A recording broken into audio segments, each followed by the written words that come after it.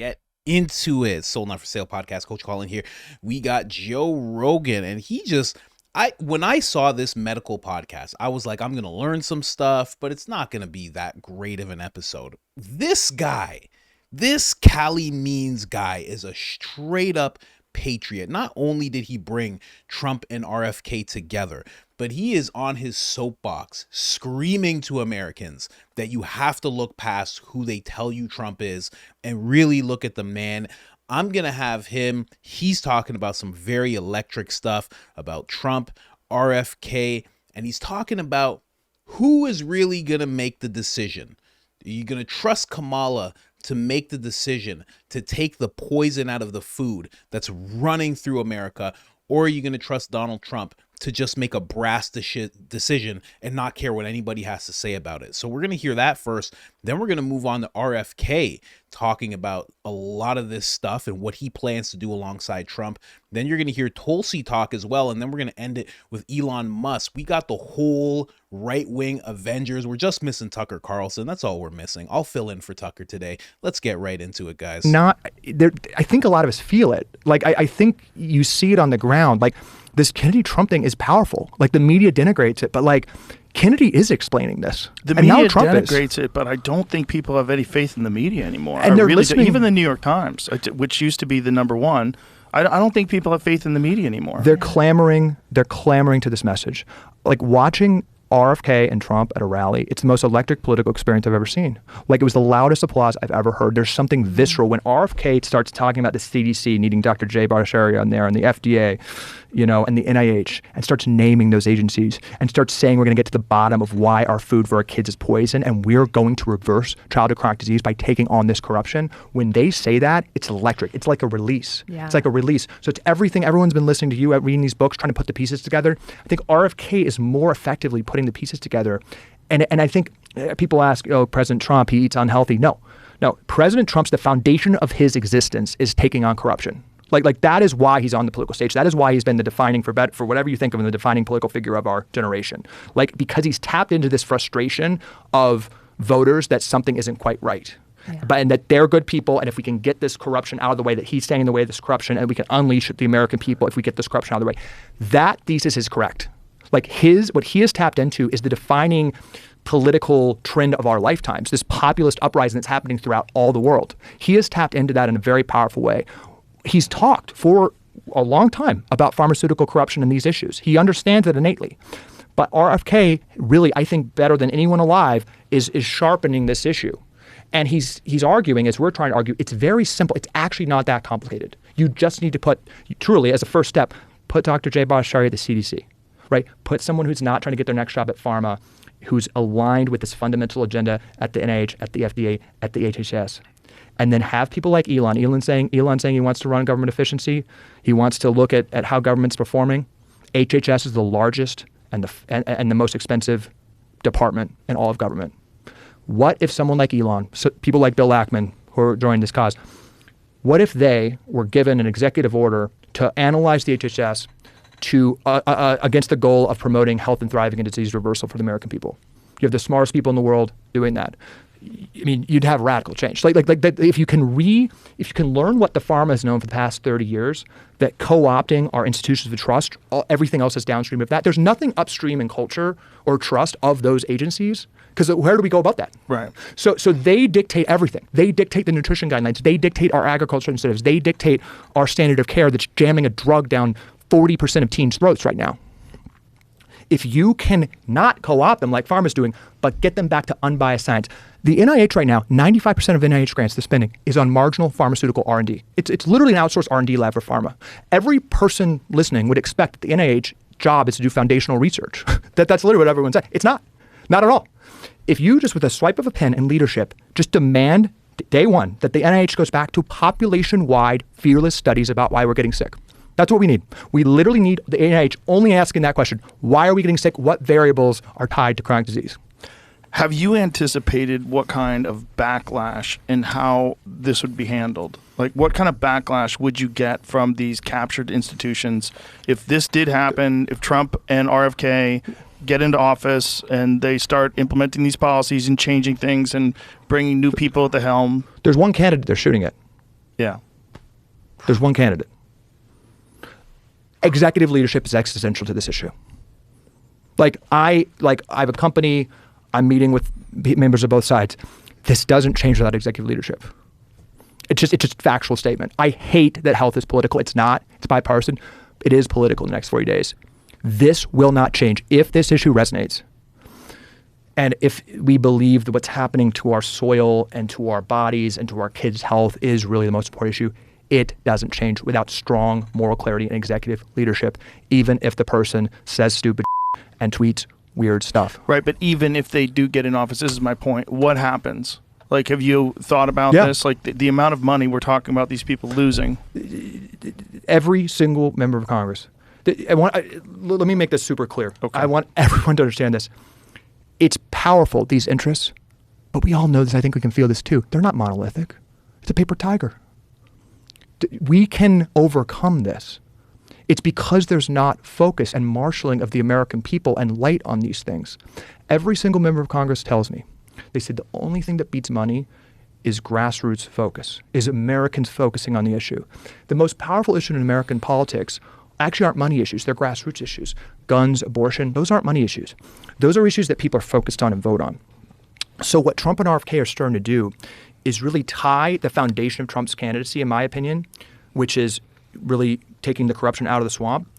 And there's other issues, of course. We got to get the border right, defense, economic agenda. But healthcare is a glaring example of that, where there's been focus on the campaign and a promise of focus, and real political, I think, validity in focusing on that because people are getting really fired up about this. I can't express this enough. Watch the rallies with RFK and Trump. There's real visceral political focus on that. So that if that anger, right, if that same energy stream that's leading people to listen to your podcast and leading people to flock to Elon and leading to, I think people, frankly, to go back to church. I mean, millennials are flocking back to religion. I like there's all these streams in society where people are kind of like trying to if leadership can channel that, these are paper tigers. These are paper tigers, but you need the president to say F you to these industries that are profiting from kids being sick and tell Congress, I'm giving you air cover. Tell those lobbyists to get the hell out of your office. That's the message from the president with that leadership. Now, are these powerful interests? Is this the biggest industries in the country, right? Are these the most powerful industries in the country? Yes, but again, whatever Trump is tweeting, whatever he's saying, you have to just ask yourself, and this comes from a person who used to be a never-Trumper, like who has the courage to stand up to these interests? Who has the courage? Does anyone think that Trump is afraid to put RFK, put Elon, put brave doctors in charge, to put people that are distrustful of the military-industrial complex in charge of our military? Like, does anyone think he's not going to do that?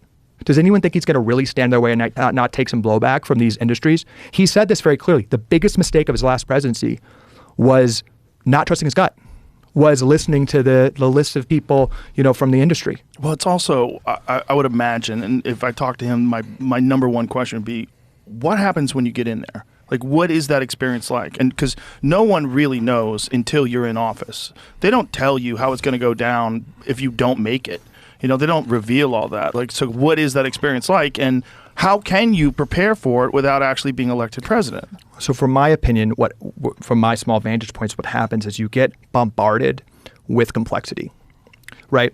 What the industries do, you can't touch agriculture incentives even though they're broken, that's going to hurt farmers. You can't, healthcare, the PBMs, I'm hearing this all the time, the PBMs and the insurance companies, all these players, you have to have clarity of vision and an agenda, which President Trump and RFK are talking about, that's super, super clear. It's like, we are going to get pharma funding out of the FDA. We are going to reorient with an executive order the goal of the NIH back to foundational research. We are going to disallow people that make nutrition guidelines for kids to take money from Kellogg's. Like there's 30 things that you can do, and I think what President Trump has talked about and is like, let's stay high level. We're not going to have nuclear war, right? We're going to aggressively call out and push on major policy objectives to take the corruption out of the healthcare institutions, to attack the incentive that every single healthcare institution in America today makes more money when a child is sicker for a longer period of time, just demonstrably. Insurance companies, they make 15% by law profit margin. They want premiums to grow. That's what's happening. Pharma companies make money on interventions when people are sicker for longer periods of time. Hospitals, as Casey talks about, makes money on interventions, does not make money when people are healthy. Medical schools make money from the sick care system. Just a clear-eyed set of objectives. I think it can fit on a small piece of paper. What you do is you have a lobbyist come in and say it's complex. Like there's just simple questions. Why are we paying 10 times more for drugs than Germany? Why in the United States it's 10 times more expensive to buy Ozempic than in Germany or Scandinavia? Like there's these simple things. You can do that. Trump's talked about it. Biden's talked about it. It's bipartisan. It's not free market that we're paying 10 times more than Germans. We're the biggest buyer of drugs in the country. Why are we subsidizing the rest of the world and subsidizing the pharmaceutical industrial complex? That could be one stroke of a pen, right? One stroke of a pen to reset and say, no price setting. You can charge whatever you want, but we're not going to pay more than the Germans. Charge whatever you want. We have every right to do that. That's one stroke of a pen. And then you get the blowback. You get, you're going to hurt innovation. It's not our job to fund innovation for Europe. Like charge us the same price. You're going to hurt, you're going to lead to drug shortages. Well, F you. Like charge a higher price to like you can do, but it's like literally like just like clear focus. And I think Trump, like he's talking about this. He's seen it. So, to anyone kind of, and I've gone through this process. It's like we know who he is, but we also know that he's going to put good people in charge and not stand in their way and wants to be bold. And there is the benefit of him having already been in and understanding all the red tape and all the problems and all the influences and all the stuff that he couldn't correct in 4 years. Man, jeez, Joe needed a talking to like this. I'll tell you something. Straight up, he needed somebody to just lay this out for him like this. I don't know what he thinks behind closed doors, but he needed someone to come on the podcast that wasn't going to just follow his, in the middle type of talk. Nah, he needed somebody who was just going to be like, listen, Trump, RFK, they're the people to focus on. They're the people to vote for. I love it. Absolutely amazing. Calley is his name. Absolute patriot that he's willing to come out and say it on such a broad, and because we all know what happens to people who support Trump, especially when they're trying to do something in the spotlight. We all know what happens. The articles come out, the attacks come out. So the fact that this guy is willing to do this so hard on the biggest platform there is right now, absolutely amazing. I love this stuff, man. I'll just get into it, but I just want to say one thing really quick. I'm going to jump over to the next clip. Man, I'll just say this. Joe Rogan's having a bit of an evolution. I don't know if you guys noticed. He used to say, I don't want to help him. He used to say, I don't want to interview him. I have no plans. And now it's a lot of, if I talk to him. Before, weeks ago, he said, if I wanted to talk to him. Now he's saying, if I talk to him. There's a little bit of an evolution going on. There's a lot of you guys in the comments that speculated this would be an October surprise, Joe Rogan sitting down with Donald Trump. I don't know. We're almost mid-October, but we'll see. I would love to see that happen. But there's a whole lot to talk about in here. Calley, that gentleman needs to be on the team. On this team with RFK and Tulsi, he needs to be on the team 100%. He is not scared at all. And I love what he said about right now, for the next 30 days, might even be 29 days by now, it is political. Health is political. And it's not bipartisan as much as you want it to be. It's not. One side's very anti-human. One side is working all they can to make sure that there are less people. The other side is figuring out how the children can be in better shape and how generations after generations can be in better shape. And there could be more people and more families, more nuclear families. The choice is very clear. Let's get into what RFK has to say about all this. Let's go. Something first to what Tulsi said. The incoming president is going to have to make 14,000 appointments. And President Trump has done something. He made this mistake before, which he admitted. He said, I appointed, because under this bad advice, I appointed a lot of bad people. And that's a quote. And he said, I'm not going to do that this time. And he's put his money where his mouth is, literally. Normally every transition team in history begins on November 6th, the day after Election Day, and the GAO pays for it, the General Accounting Office. And then you go through the process of your policies and your personnel for the next administration. President Trump, when he came in 2016, told me I had no idea how to govern. I didn't know anything about it, and I took advice from sketchy people. This time he's doing something differently. Instead of relying on GAO, which would make him have to wait till November 6th, he got private donors to contribute money to open up a transition team early. They're 3 months early. So we're going to have a lot of time to pick this person out. And he kept his word to me by pointing me and Tulsi to that transition team. So we are going to be choosing those 14,000 people who are going to be governing this country. And what President Trump has told us is he's not scared of anybody. He said, I'm not scared of pharma. I'm not scared of any of these big industries. I want to leave a legacy for this country. And one of the key parts of that legacy is to make America healthy again. So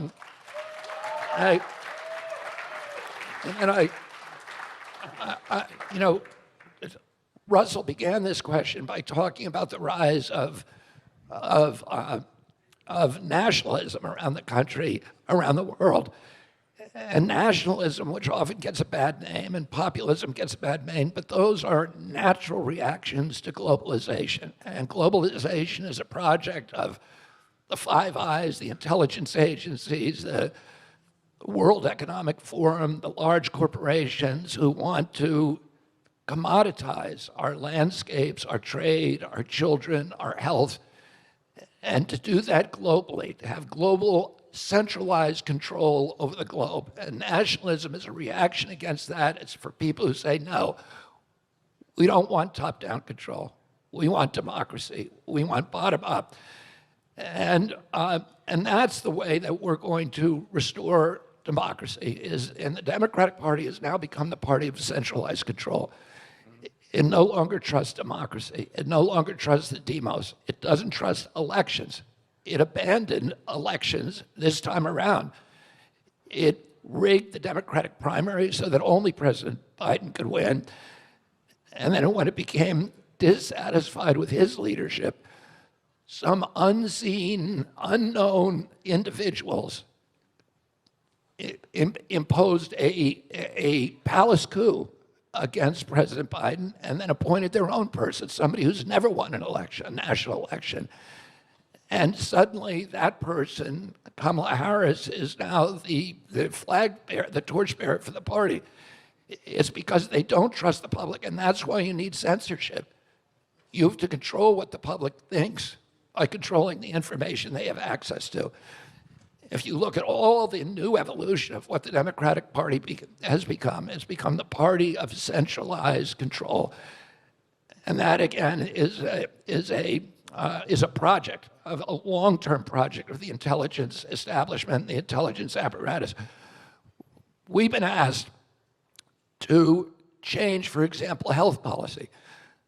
The way that we're going to do that, and military policy, et cetera, but the way that we're going to do that with health policy is by trusting the American people. The American people, yeah, exactly. The American people, they comply with they hear and listen to clinical guidelines. When the Surgeon General told the American people to stop smoking, there was a huge drop in smoking. When the medical establishment told them to take COVID vaccines, they did it. When the medical establishment told them the food pyramid, they obeyed it. If they get good guidance, they've gotten perverse guidance. But if they get good guidance, they're going to do it. They don't have to be ordered to do it. And the mechanism for imposing that centralized control is Medicaid. If you are diagnosed with diabetes, for example, the prescription, the clinical guideline says metformin and Ozempic. And that's all you're going to get, that's all they're going to pay for. In Europe, they don't do that. They allow individual doctors to prescribe individualized care for patients. And most of that care, the guidelines that they hand out are not for drugs, but they're for changes in diet and exercise. And their national health ministries will pay for that. And Medicare in this country, Medicaid, should be paying for gym memberships and for good food. The guidelines that they're now considering for Ozempic will cost $1,500 a month for this drug. And if everybody who is qualified, 74% of our our population is obese or overweight and would qualify, that would be $3 trillion a year. A tiny fraction of that, we could buy organic meals, 3 meals a day for every man, woman, and child in this country. And so that, that all of the policies that we're talking about and thinking about and talking with the Trump administration, with Trump insiders, are all about restoring democracy and restoring choice, informed choice to the American public, and doing that by de-corrupting the agencies and actually giving good science so Americans and doctors have access to it, and then allowing them to make individual choices that the government will then support. One of the things, man, when he talks about what he knows best, he sounds incredible. Just so presidential. Just, it's like in the Kennedy blood. Not anymore. He might be the last of them. But I'm just saying, it's just, when he talks about what he knows, absolutely incredible. And I heard about this whole, that Ozempic or whatever it is, that they want to get it for everybody, basically. Exactly what he just said. It'd be $3 trillion a year. That's remarkable. That is crazy. And then instead, you could give everybody 3 organic meals a day. Wow. Guess which one they're going to go with. Let's be real. These guys don't get in office. Guess which one they're going to go with. RFK breaking it down. One thing I will say from the Rogan clip that Calley said that was really powerful is that he said grassroots is the most powerful thing, that these people in power are telling him that grassroots issues and initiatives are the most powerful thing. I found that to be very interesting. But RFK just said a whole lot there. That's what he plans on doing with President Trump. Honestly, I was talking with my friend, and what it seems like to me, let's move on to the next clip. What it seems like to me, Tulsi's going to get into it now, is that Trump has very intelligently, because he already approached RFK for the VP position. RFK was running for president. He had donors. He had he had obligations, so he had to turn it down. He chooses J.D. Vance. J.D. Vance is a Republican VP, and it's almost like RFK has been his Democrat VP. It's like he has a VP from the left and the right. It's very interesting to see how this whole coalition is playing out. I've never seen anything like this before. Let's hear what Tulsi Gabbard has to say. Let's get into it. This is what, and you talked a little bit, Jordan, about... Of course, that's how fast I'm listening to it, guys. What do you think this is? Let's go. What's possible, and yes, of course, Bobby and I continue to be attacked, and those who've endorsed Trump, including Elon Musk and others, continue to be attacked by the propaganda media. And I would just say for me, and I won't speak for Bobby or anyone else, but for me, this is nothing new, but also, for me, it's not just not cringing and running away or shrinking into the shadows in fear or distaste. I embrace this opportunity. I embrace this opportunity because this isn't about me or Donald Trump or Bobby Kennedy or any one of us as individuals. This is a historic opportunity that I've never seen in my life in American politics, where we have a president who has shown he will not bend the knee to the permanent Washington establishment. They're terrified of him because he's a direct threat to the establishment itself, number one. Number two, he's coming in as a one-term president. He has one term to get a whole lot done.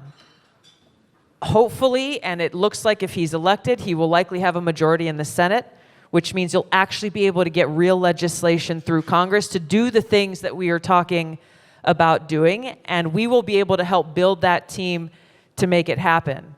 When I mentioned that quote from John Kerry at the World Economic Forum, the thing that he said about First Amendment being the biggest obstacle to them governing, he ended it, you saw that, he ended it by saying, that is what's on the line in this election. And we have to win and win big so that we can actually start to govern, i.e. control, once again. And he was specifically talking about the dangers of social media and the dangers of free speech on social media, and that the American people can just read anything, anywhere. This is what he's talking about. So when we say, and when President Trump says this election is about free speech, it's about our fundamental rights and freedoms, we're not the only ones saying that.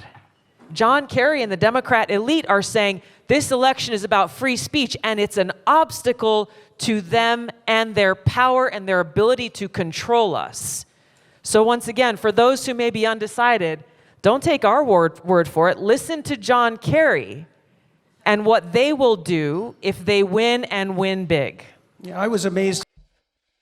Man, you even have Jordan Peterson on that panel. I mean, people are really coming together over this whole thing. You know, it's amazing to see.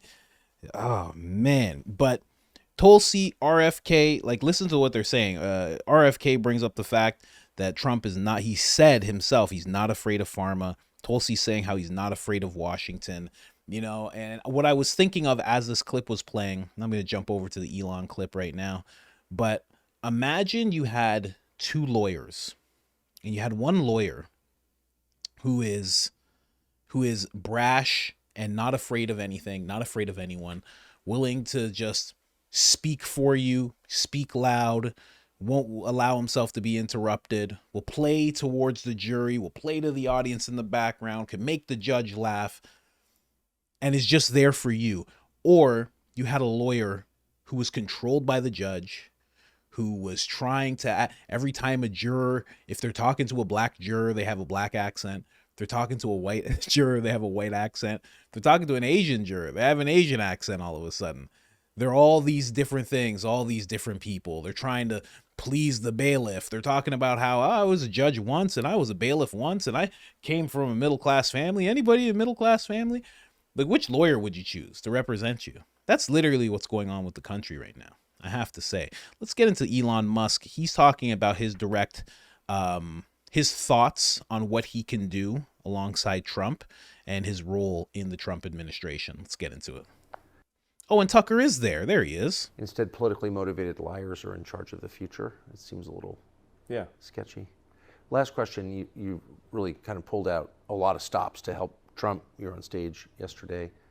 If he gets elected, will you continue to help him? Yeah, and how? Absolutely. So well, we've talked about kind of a government efficiency commission, or the Department of Government Efficiency, which is a funny... What percent? Sorry, I'm just laughing. I love it. You managed to make it sound a little sinister. Government efficiency. What percentage of Google employees did you can when you got there? You mean Twitter? Rather, I beg your pardon. Sorry, you just been talking about Google. Twitter. Yeah. Well, we're about 80%, and we've actually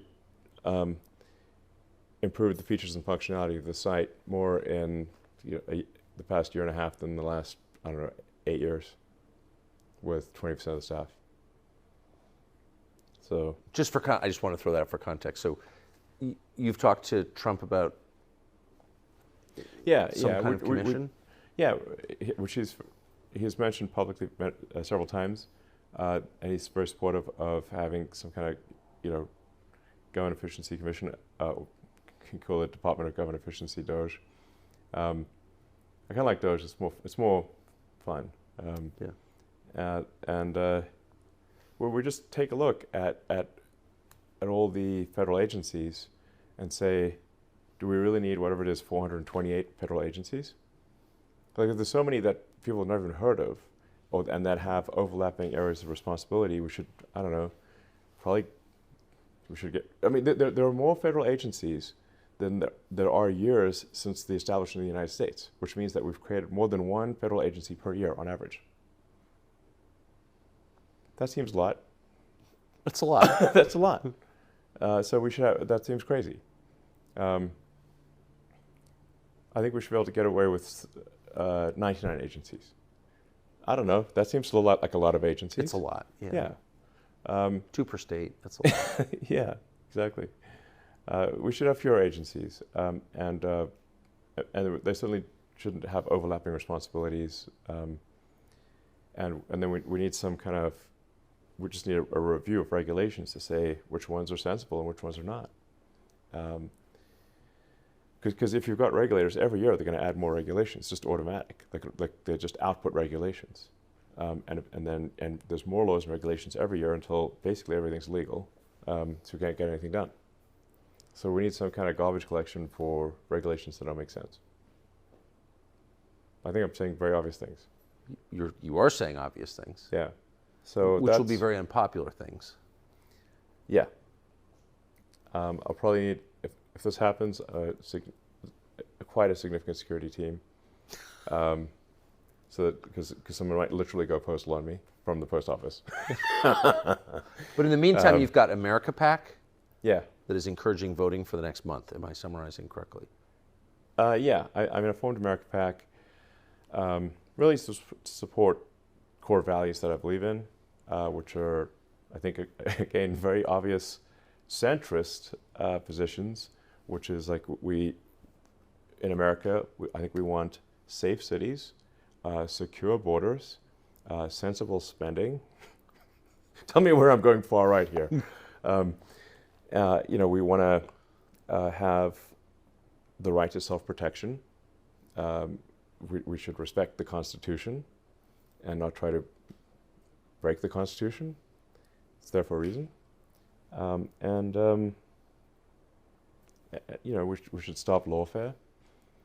And I kind of listed these out. These are all listed on the America PAC website. People can go look at the America PAC website. It's theamericapac.org and see if there's anything I disagree with, or where perhaps we should modify these goals. But I think these are good goals to have.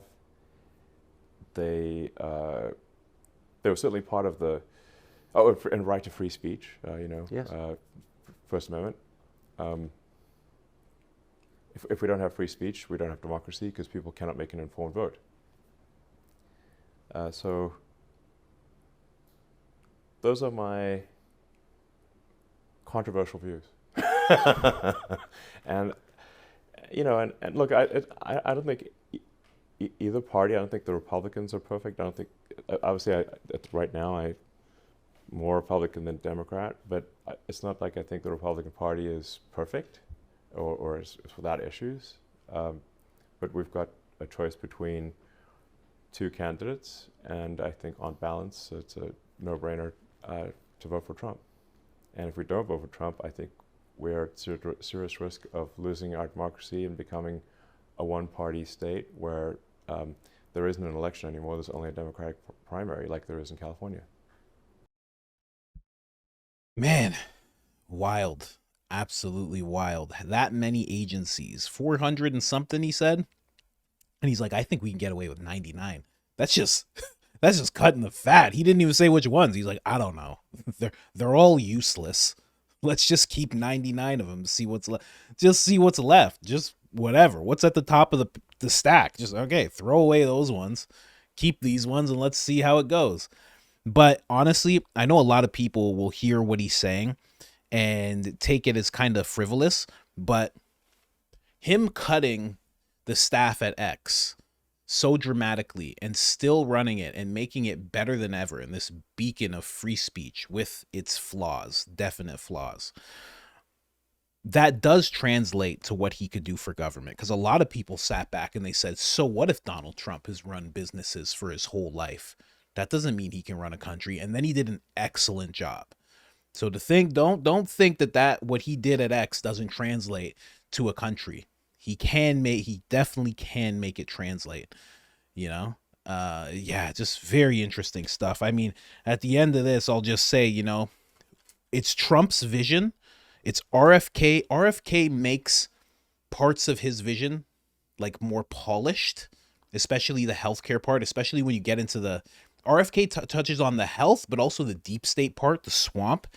Tulsi backs both of them up beautifully and makes everything that they have in mind sound very elegant. And then Elon Musk comes and takes out the trash, and we haven't even started talking about JD Vance and Vivek. I mean, this team's unstoppable. And now compare what I just said to Kamala Harris's campaign. You're not even hearing about policy on the level that you're hearing here. You can hear Elon Musk talk about, a part of policy or things that he wants to see. Then you can hear Tulsi. Then you can hear RFK, who's actually a part of the transition, the transition board or group that Trump has. He's going to be appointing people in the FDA and NIH, and this is crazy. It's a no-brainer. The fact that there are still people who are like, yeah, but Kamala, right? I mean, she's black and, a woman. It'd be nice, huh? Like, it's mind-boggling. And at this point, I was having a conversation with my friend, because he's a Jewish guy and he doesn't go along with everything when it comes to Jewish people or the organizations or anything like that. It's not that he deflects at all, but he has a discerning eye. He's very much like me in regards to, I'll look at Black Lives Matter and I'll be like, yeah, okay. Let me see how that plays out. And we see how it plays out. One of the leaders is going to federal prison right now. So I don't go along with everything that the black community does. He doesn't go along either. And I was just saying to him, I'm like, for you to be, and I don't usually talk like this, but for you to be still looking at Kamala and have this Obama brainwash type of thing in your mind still, I've always had the kindness of just being like brainwashed or the media.